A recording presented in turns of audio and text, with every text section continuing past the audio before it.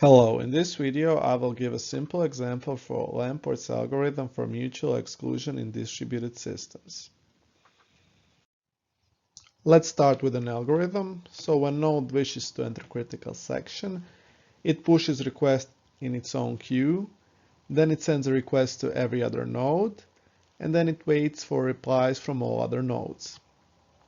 If its own request is at the head of its queue and all replies have been received, the node enters critical section. When exiting critical section, node removes its request from the queue and sends a release message to every other process or node. So there are three types of messages. We have request message. Request message consists of number of node that sends request and local logical time of a node. Response message consists of number of request node and local logical time of the node that sends response. And at the end, exit message consists of number of nodes that requested entering of critical section and local logical time of a request. We'll see it a bit thoroughly in an example. Here we have a simple example. We have three nodes, P1, P2, and P3.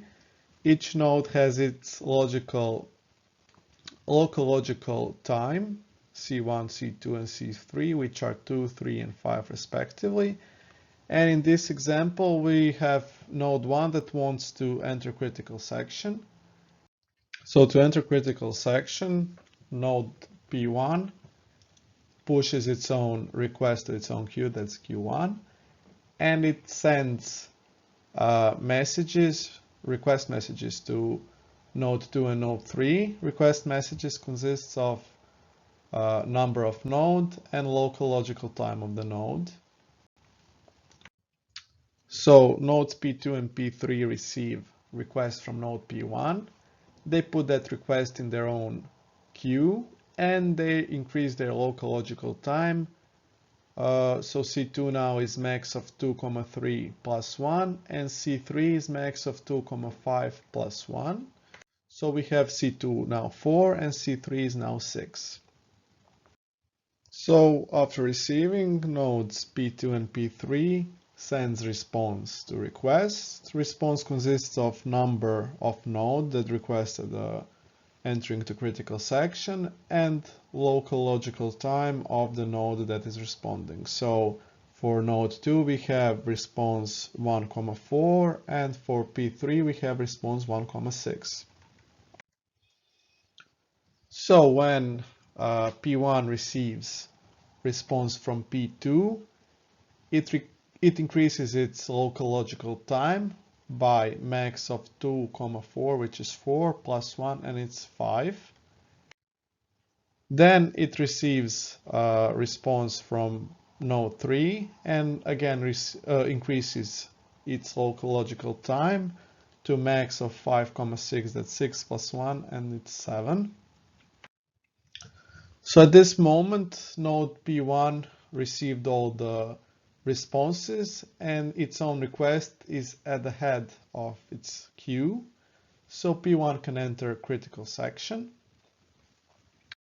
One thing to note is that if node P1 received response from node P3 first, then it will increase its local logical time to max of 2,6 plus 1, that is 6 plus 1 and it's 7.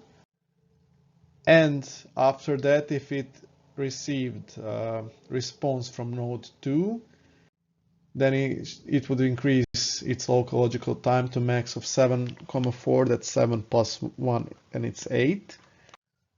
And we would then have a different local logical time for C1. So in this order it is 8. And now again node 1 enters critical section. We'll stick to the first order. So P1 is now in critical section. When P1 exits critical section, it removes its request from its own queue and sends exit message to other nodes. Exit message consists of number of node and local logical time of the request.